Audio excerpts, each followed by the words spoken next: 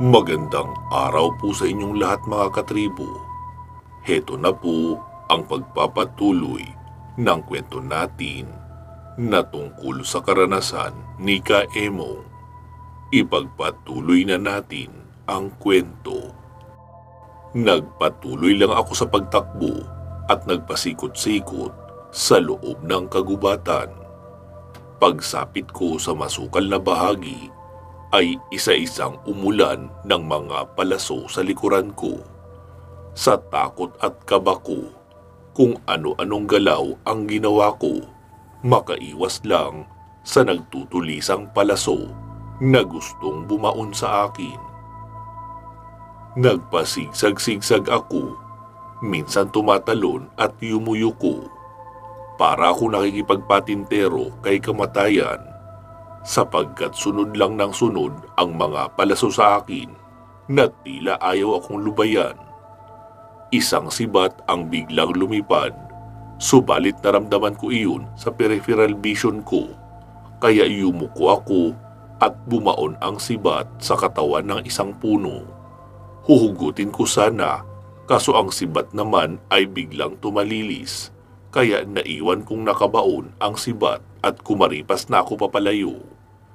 Hinabol nila ako hanggang sa mapadpad ako sa isang taniman ng kawayan. Medyo masikip ang lugar na ito, pero wala akong pagpipilian kundi lumusot sa makikipot na bahagi ng kawayanan. Nagkasugat-sugat ang mga braso at binti ko, pero patuloy lang ako sa pagtakbo. Habang tumatakbo, ay binabato pa rin ako ng sandata ng mga katutubo. Iyong iba ay tumatagos lang sa gilid ng ulo ko, subalit ang karamihan ay bumabaon sa katawan ng kawayan. Minsan may napuputol pa nga dahil sa lakas ng impact ng paghagis at natutumba sa mismong harapan ko. Nais ko mang lumaban, kaso anong magagawa ng isa laban sa mga kalalakihan na humigit kumulang nasa 10 katao. Sa halip na magpakatapang ay nagpatuloy lang ako sa paglayo. Sinubukan ko ring iligaw ang mga ito, subalit mukhang kabisado nila ang lugar, kaya kahit anong ikot ko, natutuntun at naaabutan nila ako. Hindi sila mawala sa likuran ko, nakasunod lang sila na parang anino. Maya-maya nagulat ako nang isang palaso ang biglang dumaan sa gilid ng siko ko. Sa sobrang bilis at talas ay hindi ko malang naramdaman na tinamaan na pala ako.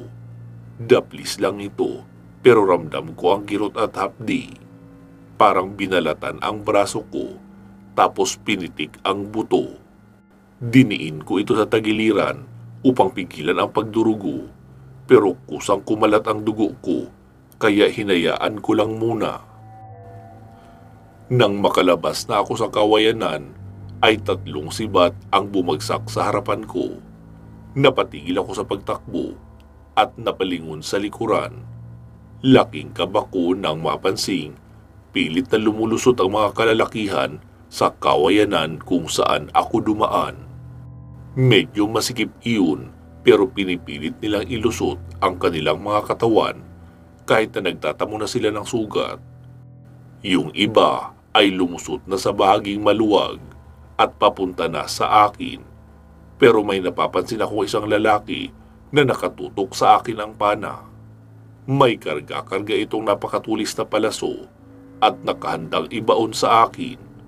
Sa galit ko, binunot ko ang isang sibat sa lupa at hinagis agad sa lalaking may pana. Napaupo ang lalaki nang tinamaan ito sa tiyan. Sa tulis ng sibat ay ilang pulgada rin itong bumaon sa sikmura ng lalaki.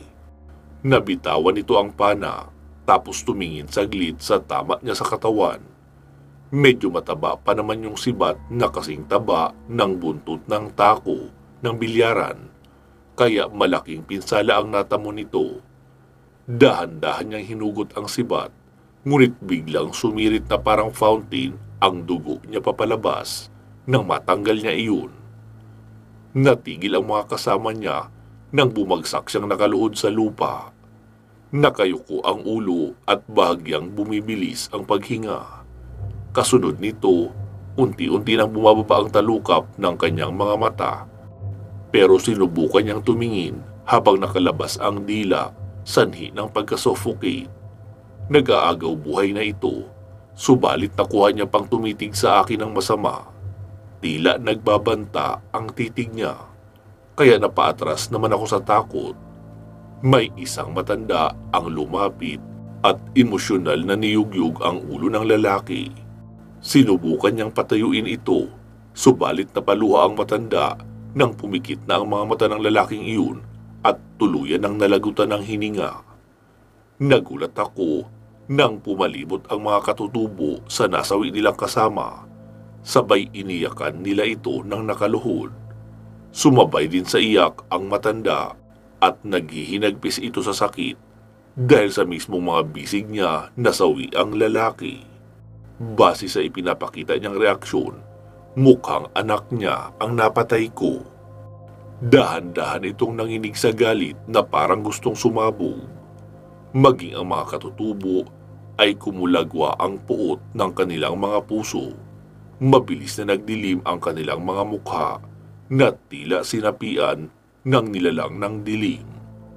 Dahil dito, hindi ko na nakayanang titigan pa ng matagal ang eksena at kumaripas na ako ng takbo habang hindi pa nakakatayo ang mga ito.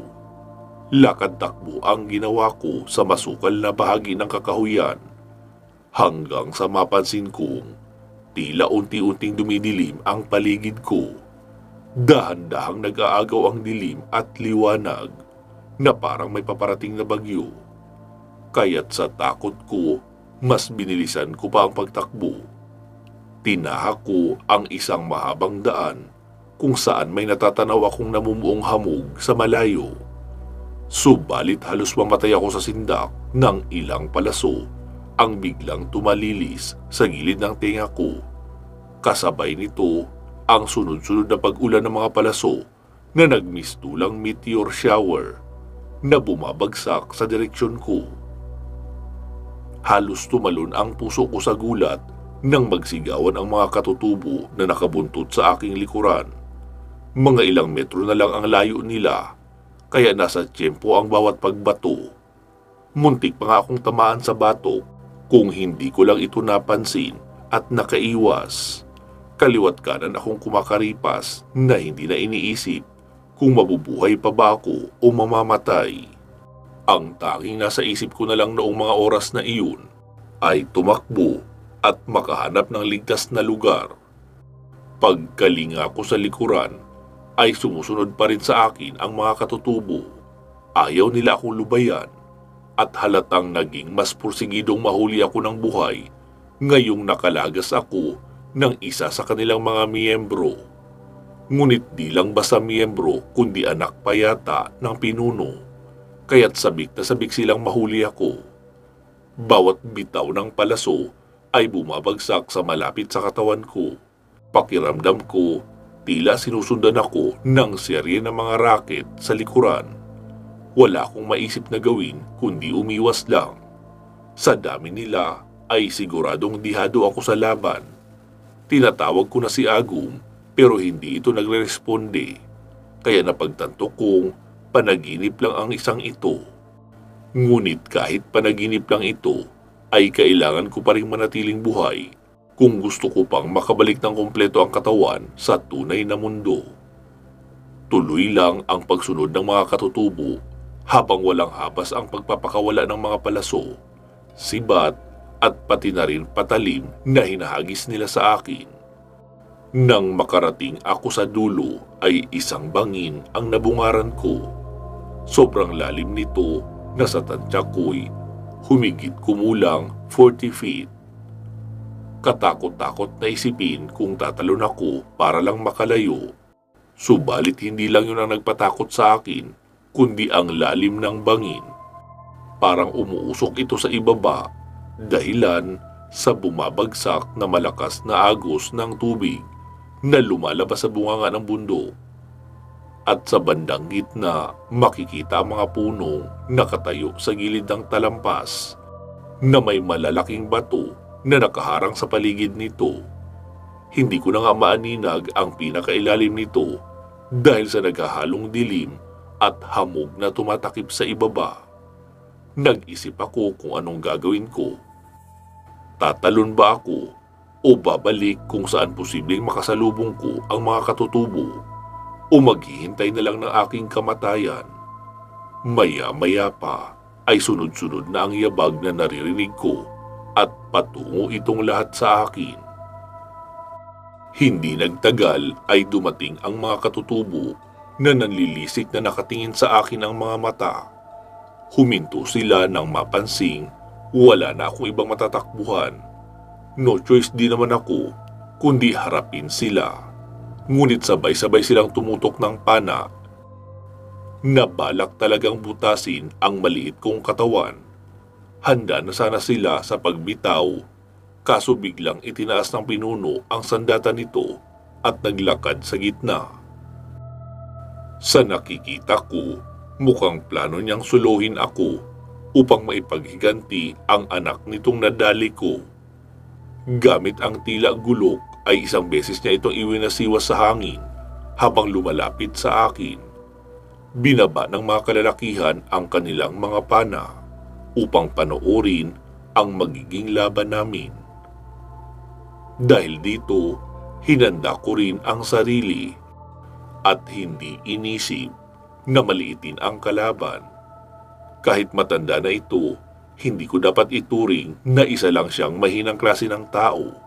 Bukod sa laki ng kanyang katawan, ay batak na batak rin ang kanyang malapandisal na sikmura. Sa dami ng hikaw at tattoo sa katawan, mukhang nakalimutan na nito ang salitang sakit at kirot. Sa tansya ko ay nasa mahigit 50 na ang matandang ito o siguro mas matanda pa kaysa sa inaakala ko. Wala itong suot na pang-ibabaw at tanging bahag lang ang tumatakip sa maselang bahagi ng kanyang katawan. Maliban sa katandaan, tiyak na eksperyensyado rin ito sa laban. Siguradong 100% mamamatay ako kapag hinayaan kong makalapit ito sa akin. Ang kakayahan niya at lakas ang advantage niya sa laban, pero ang diskarte at talino ko naman ang gagamitin ko para makalamang o kahit makatablaman lang. Alam kong dihado ako sa umpisa pa lang dahil bata lang naman ako o binatilyo. Wala akong panama at tsansa sa kanya, pero gagamitin ko ang taktika at lihim na karunungan para maitulak ito sa hangganan ng kanyang kahinaan. Nagpatuloy ito sa paglapit habang nag-iisip ako ng mga gagawin. Tangan ang sandata ay bigla niya akong inundayan sa katawan. Nadala ng gulat ay nakaiwas din naman ako agad. Muntik na akong atakihin sa puso nang malamang marahas pala itong kaharap ko. Buti na lang nakaiwas ako, kundi nahati ako sa gitna ng katawan sa talas ng kanyang sandata. Mukhang hindi ito nagbibigay ng pagkakataon na mag-isip pa ang katunggali. Inuunahan niya ito sa pamamagitan ng panggugulat, kaya natataranta sa gagawin ang kalaban. Lintik, hindi ko akalaing mautak din pala ang matandang ito. Muntik na akong madali. Hindi tuloy ako makapag-isip na maayos. Nakakabuisit naman. Bulong ko pa sa aking isipan, ngunit napansin ko ang isang punyal na nakasukbit sa bewang nito. Parang kuminang ang mga mata ko nang makita ko ito. Tapos biglang naisip na kahit sa anong paraan ay kailangan kong makuha ang patalim nang sa ganun makalaban naman ako kahit papaano. Biglang sumugod ang matanda tapos nagbitaw ng laslas sa braso ko.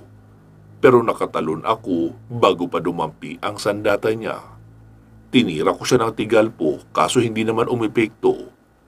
Nagtataka itong tumingin sa katawan dahil akala niya bumuga lang ako ng laway. Sinugod niya ako at balak undayan sa ulo. Subalit sinuntok ko ito sa tiyan at napatigil ito sa pag-atake. Dito ko tuloy na pagtanto na mas gumagana ang orasyon kapag may kasama itong pisikal.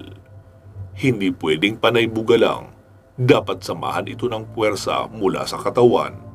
Kaya parang naistatwa ang matanda sa ginawa ko at ilang segundo itong nanigas sa kinakatayuan. Sa itsura nito, tila nakalunok ito ng buto ng santol at hindi makapagsalita. Nagtaka naman ang mga aliporis niya at hindi rin makapag-react. Naguguluhan siguro sila sa nangyayari. Dala ng pagkakataon ay mabilis kong hinugot ang punyal sa bewang noon, saka itinarak ito sa tagiliran. Kaso nagulat ako nang hawakan ito ang kamay ko, sabay isang malakas na sipa ang natanggap ko mula sa katutubong matanda. Napasigaw ako habang tumatalsik sa malayo. Dumugo ang ilong ko sa lakas ng sipa at nasa delikadong sitwasyon ang kaliwang mata ko. Nang matakpan ng alikabok, matapos lamunin ng aking mukha ang paa nito. Sa laki ng paa ay para akong sinampal ng tsinelas na sumusukat ng 13 pulgada. Nakatihaya akong kumaskas sa lupa. Nadumihan ang damit ko sa likod at mas lalong bumuka ang sugat ko sa siko. Nang sinubukan kong itukod ang kamay ko para pigilan ang impact, mas lalo tuloy itong humapdi dahil nahaluan ng buhangin at lupa.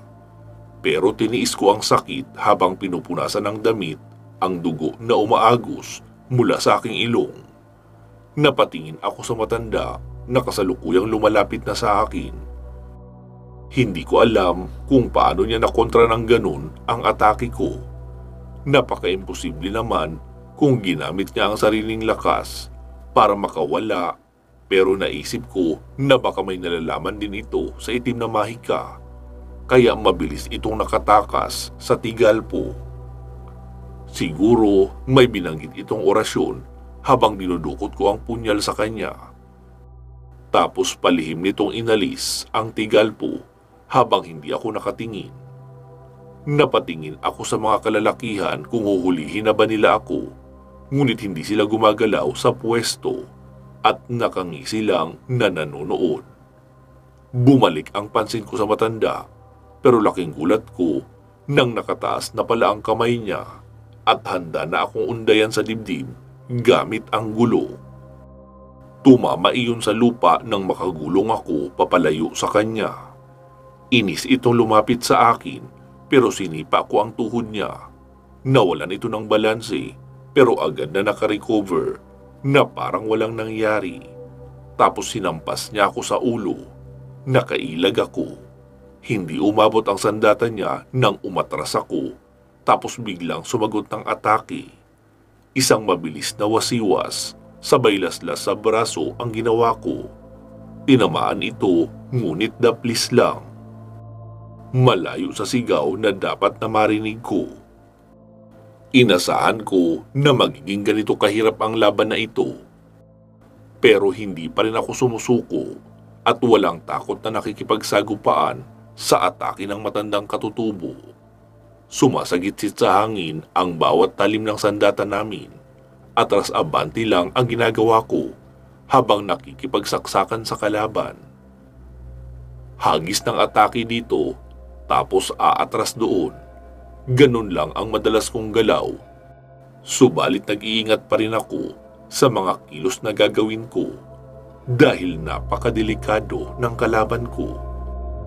At hindi ito basta-bastang katunggali. Eksperyensyado ito at magaling sa ganitong bagay, kung kaya't maingat kong minimaintain ang galaw ko. Ayoko nang magkamali uli. Hindi ito isang laban na nakikipagsaksakan lang sa lasing na tambay. Laban ito kung saan maaaring mauwi sa brutal na paraan. Dahil mahaba ang kanyang sandata ay hindi ko ito masabayan sa pagwasiwas. Pinapauna ko muna itong umunday bago ako sumasagot ng atake. Kailangan limitado lang ako, hindi gaanong mapusok para mapanatili ang focus sa laban. Accuracy lang ang kailangan upang madumina ang kalaban. Kailangan makatama ako gamit ang solidong pag-atake. Yung tipong di na ito makakatayo pa. Galit na sumisigaw ang matanda nang itarak nito pailalim ang gulok tapos sinundan ng sipa. Nakaiwas ako sa sandata niya, kaso tinamaan ako sa tiyan noong sipa. Napaungol ako at napasubsob ang puwetan sa lupa. Nabitawan ko ang punyal at tumilapon ito palayo. Ito na ang pangalawang pagbagsak ko. Mas malala ito kaysa sa nauna, kaya hindi ko maiwasang isipin na sumuko na lang. Tutal naman, nasukol na ako at wala nang pag-asa makatakas pa sa kanila. Pagod na rin ang katawan ko kanina pa at tanging isip ko na lang ang lumalaban. Maya-maya pa ay dahan-dahang lumapit sa akin ang matanda habang pinapaikot sa kamay ang sandata. Pero sa halip na tumakbo ay humiga na lang ako sa lupa sa kahinayaan lang na makalapit ito. Tapos hinintay kung ano ang magiging katapusan ko. Nang makalapit ito, ay tinapakan niya ako sa tiyan, kaya hindi ako makahinga. Pagkatapos itinaas niya ang gulok, saka mabilis na itinarak sa dibdib ko. Ngunit habang tila nag-i-slow motion ang kamay ng matanda, ay narinig kong may tumatawag sa pangalan ko. Bukod rito, naramdaman ko rin na parang may kamay na dumadampi sa magkabila kong pisngi. Kaya naisip ko, siguro kaliwaan na naman ako sinasampal ni Nabuboy at Lito habang ako ay ginigising. Pero imbis na mainis, ay nakatulong ito para magising ako sa katotohanan na hindi dapat sumuko ang mga antingero. Kailangan kong tumayo upang ipakitang matatag pa ako at kayang-kaya pang lumaban. Sa natitira kong lakas ay sinipa ko ang pagitan ng hita ng katutubo na iyon at para itong nakalunok ng bola ng bilyaran nang mabasag ang itlog. Nabitawan niya ang gulok at napaluhod siya sa lupa habang dinadama ang sakit. Pinulot ko ang gulok at ako naman ang tumutok sa ere. Nagsitayuan ang mga katutubo dahil sa ginawa ko. Nakahanda na sana akong hambalusin ang ulo ng matanda. Subalit isang palaso ang biglang tumapik sa gulo. Napalingon tuloy ako sa mga katutubo at kinabahan nang makitang nakatutok na pala ang mga pana nila sa akin. Tumingin ako sa matanda na iniinda pa rin ang sakit sa nabasag niyang itlog. Sinakal ko ito at itinayo sa harap ng mga alipores niya. Nagtago ako sa likod niya habang nakayuko ito at nakatutok ang gulok sa may liig niya. Hawak-hawak ko lamang siya sa may buhok at pahalang na nakatusok sa kanya ang gulok.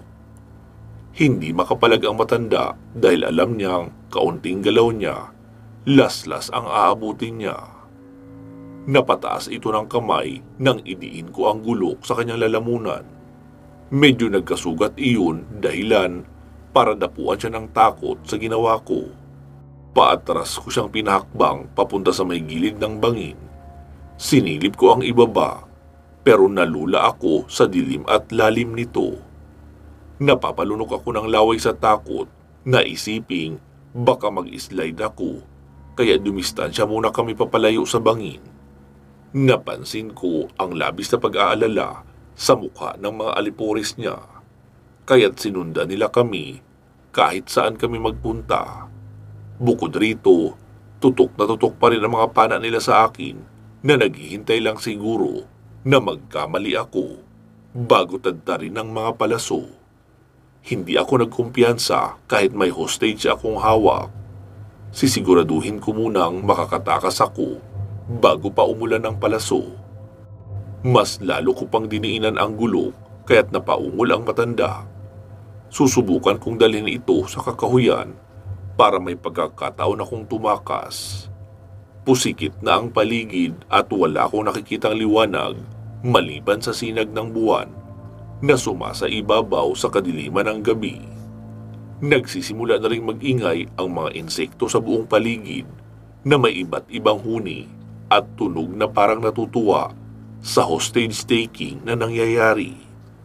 Hindi ko alam kung matatakot ba ako o matatawa sa tila paiba-ibang tunog ng mga insekto roon. Pati ang mga palaka at tuko sa paligid ay nakikisabay na rin sa ingay ng gabi. Parang musika sa pandinig ko ang ingay nila na tila nagbibigay ng lakas loob sa akin na akayin pa ang matanda papalapit sa kakahuyan. Sumunod din naman ang mga alipores niya, pero may ilang metrong pagitan ang layo nila sa amin.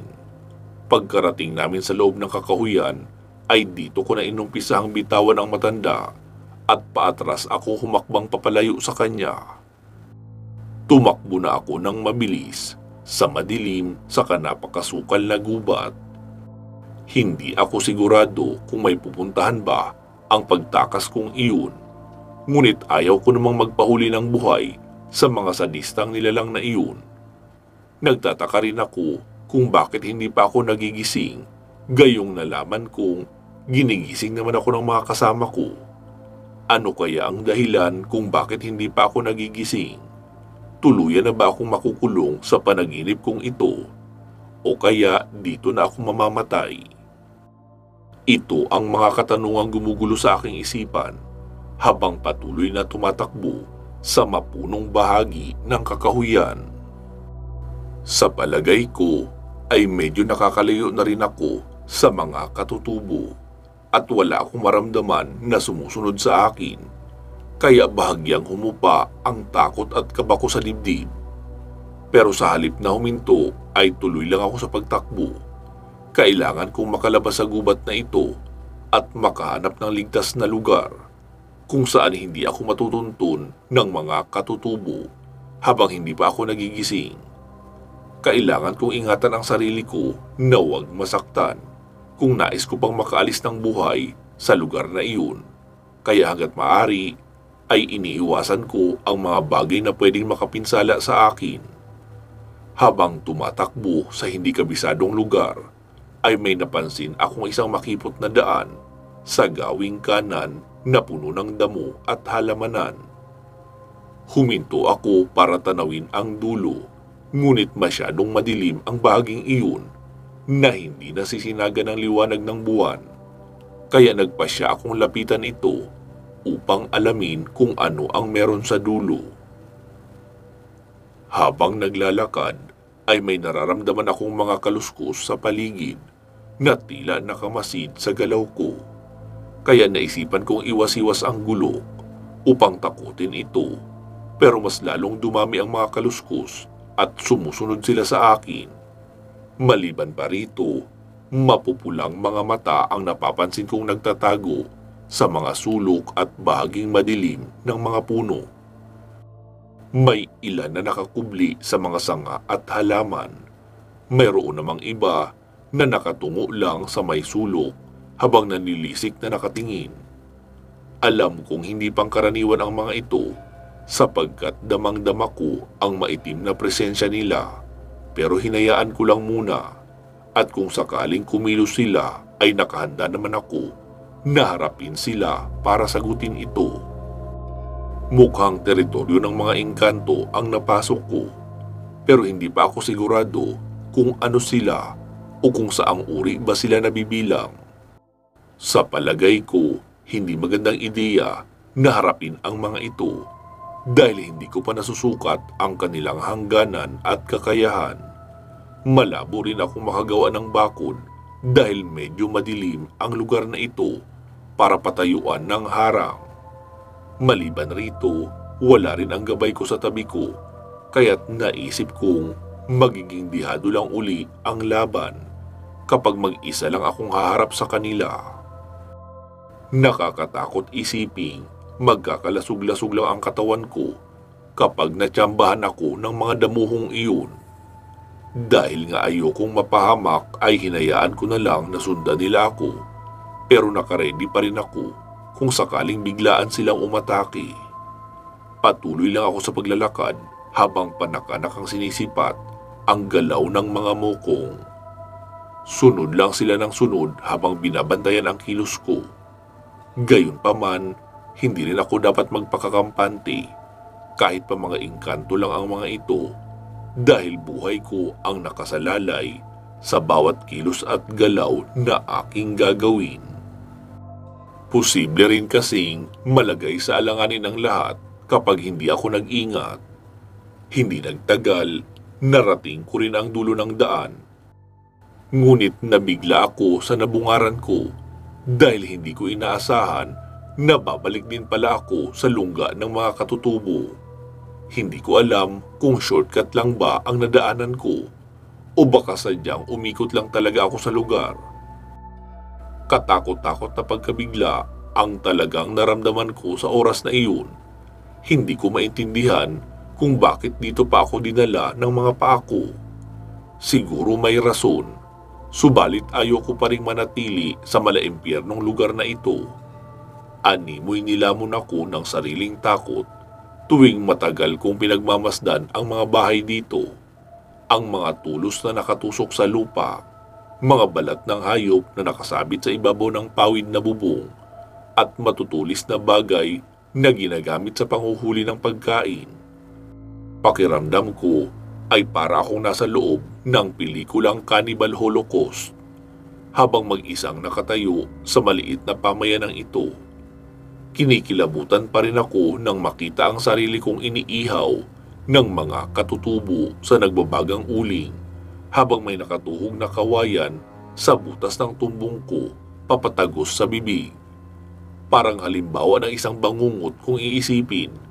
Pero kahit sino siguro, hindi gugustuhin na mangyari sa kanila iyon o kaya'y maranasan man lang kahit sa panaginip. Tuwing naiisip ko pa lang kung anong sakit ang mararamdaman ko kapag tinuhog ako ng buhay, ay tila masusuka na ako. Tapos biglang kukunin pa ang mga laman loob sa katawan. Hindi ko na talaga iyon matatanggap.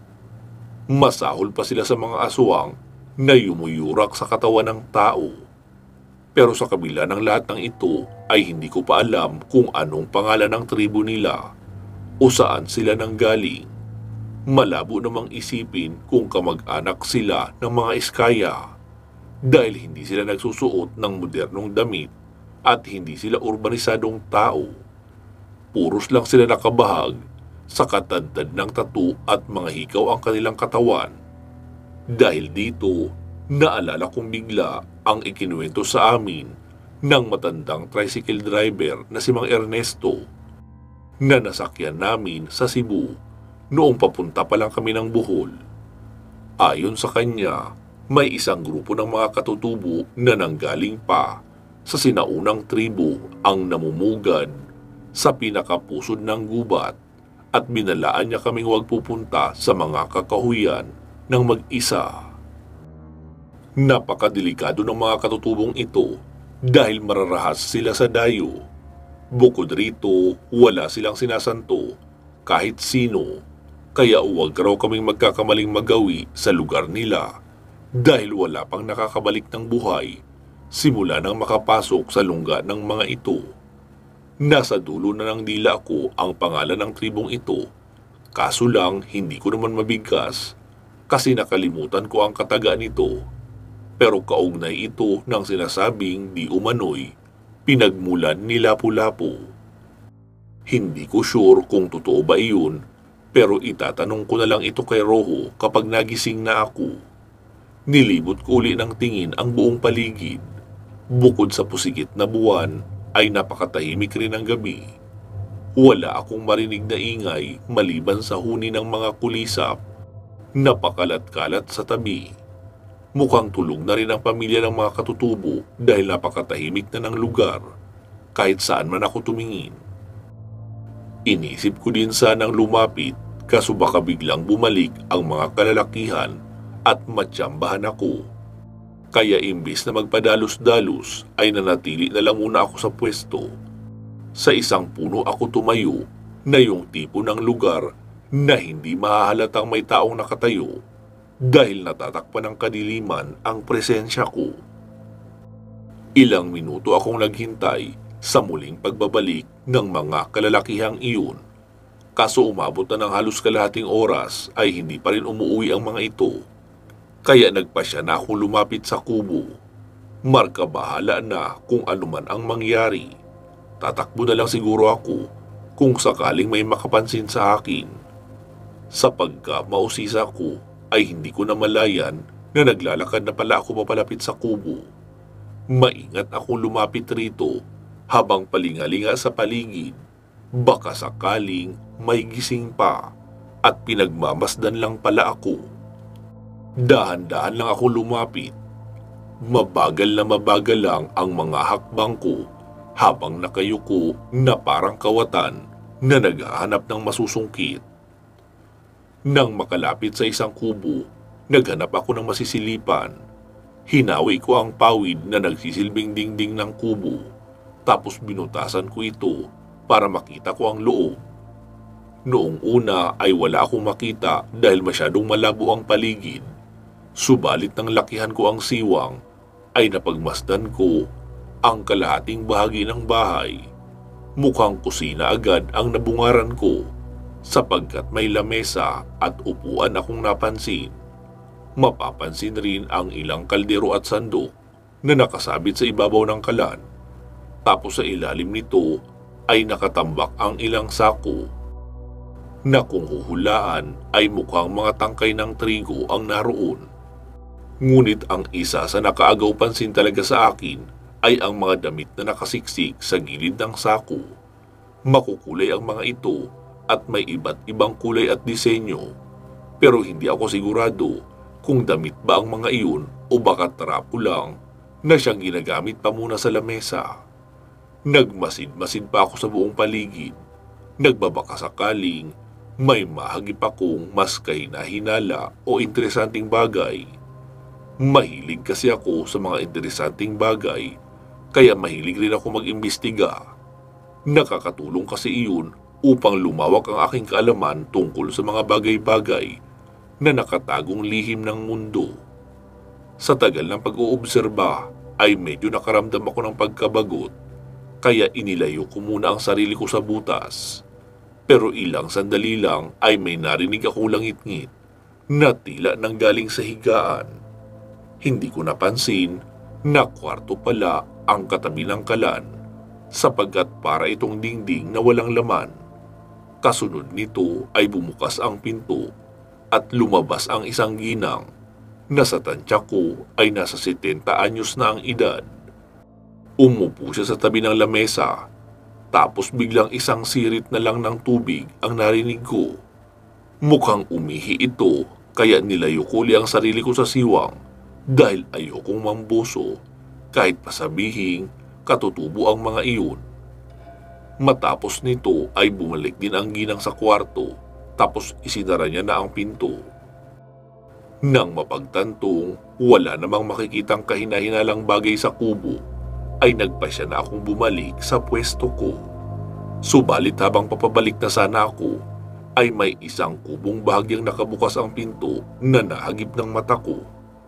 Dala ng kuryosidad ay nilapitan ko ito upang alamin kung may makikita ako sa loob. Gawa sa pawid at pinagtagpi-tagping kawayan ang kubo, pero kung ikukumpara sa iba ay may kalakihan ito. Tumatago sa siwang ng kawayan ang liwanag na nagmumula sa lampara na nakasabit sa poste ng kubol.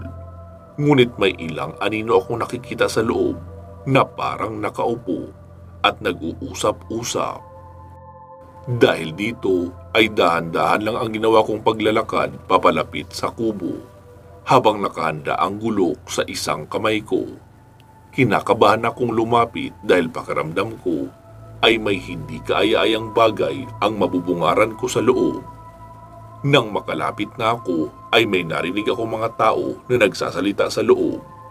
Mahina lang ito, ngunit dinig ko ang pinag-uusapan nila.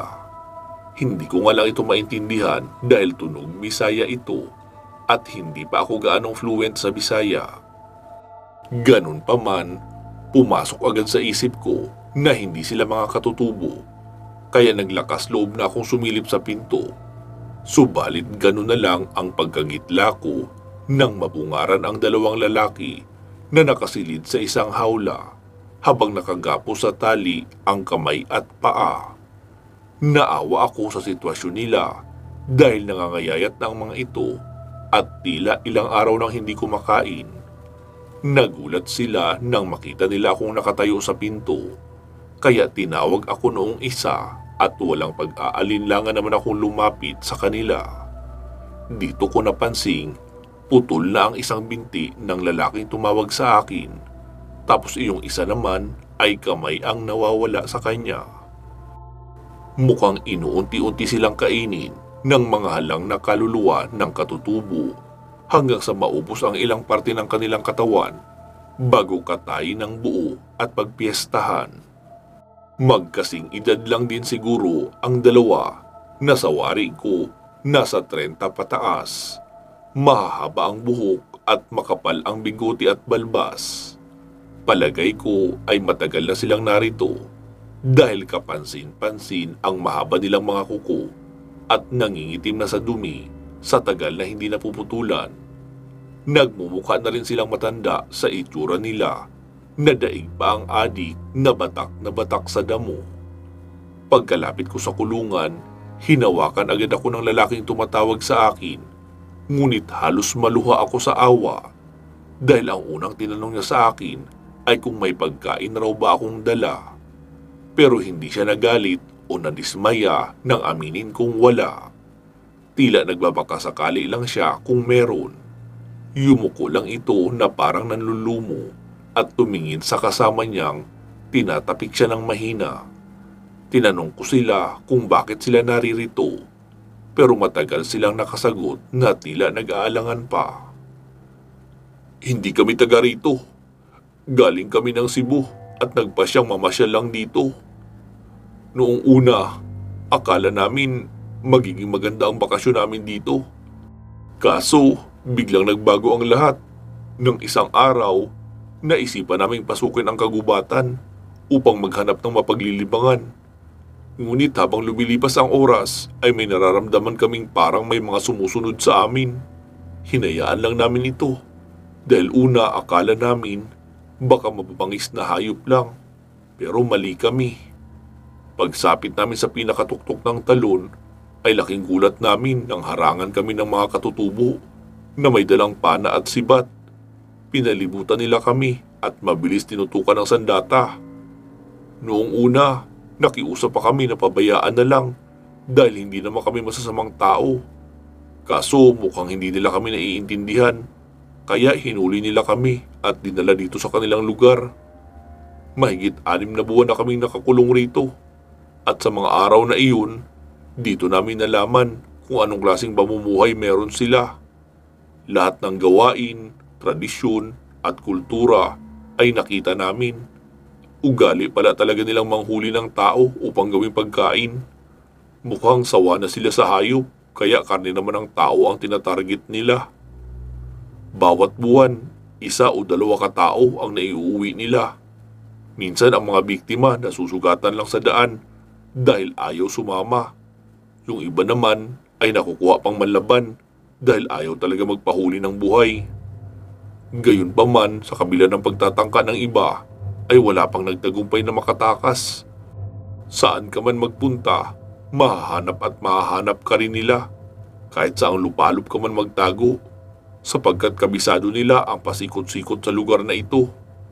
Parang nakarehistro na yata sa kanilang utak ang gubat na ito. Kaya walang paraan upang makatakas dito. Kapag pumasok ka, huwag mo nang asahang makakalabas ka pa ng buhay. Ito na ang magiging libingan mo. Kaya maghukay ka na habang may oras ka pa para hindi mo sapitin ang sinapit namin. Mahabang paliwanag ng lalaki na putol ang isang binti. Ano ka ba, Ismael? Tinatakot mo naman ang bata eh. Imbis na patatagin mo ang loob niya, kung ano-ano pa ang sinasabi mo dyan. Saway naman ang kasama nito. Sinasabi ko lang naman sa kanya ang totoo. Tignan mo tong sinapit natin. Mangyayari at mangyayari din sa kanya ang bagay na ito. Pero kapag nahuli siya ng mga hayop na yun, ay tapos ang maliligayang araw niya. Samit man ng lalaking si Ismael. Kahit na, huwag mo pa rin takutin ang bata. Minalas lang tayo dahil hindi tayo nag-ingat. Pero siya, may pag-asa pa siya makaalis dito. Naniniwala akong makakalabas pa siya sa lugar na ito. Wika naman ang isa. Bahala ka sa iisipin mo, pero kahit ano pang sabihin mo, hindi pa rin ito mababago ang kapalaran ngayon na nasa lungga na siya ng mga pintados. Saan pa ni Ismael? Dito ko naalala na pintados nga pala ang tawag sa katutubong ito. Sila ang pinakamararahas at walang awang katutubo na nabubuhay sa Pilipinas dahil ultimo ang mga mananakop na dayuhan ay nagkaroon ng takot sa kanila. Imbis na makiusap na palayain sila, ay nakiusap lang sila Ismael na bigyan sila ng tubig at pagkain. Dahil 10 araw na raw na puro hilaw na mais lang ang kanilang kinakain. Gutom na raw sila at gusto na nilang makatikim ng tunay na pagkain. Minsan, sa tagal nilang nakakulong, ay natutokso rin daw silang kumain ng karne ng tao. Pero pinipigilan nila ito dahil ayaw nilang magaya sa mga hinayupak na katutubo na iyon.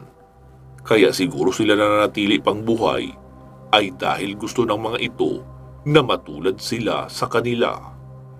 Pero mas gugustuhin pang mamatay nila Ismael kaysa kumain ng sariling laman ng kapwa-tao. Pansamantala muna natin puputulin dito ang ating kwento. Magsama-sama tayo muli sa part 37. Mag-iingat po kayo palagi at hanggang sa muli.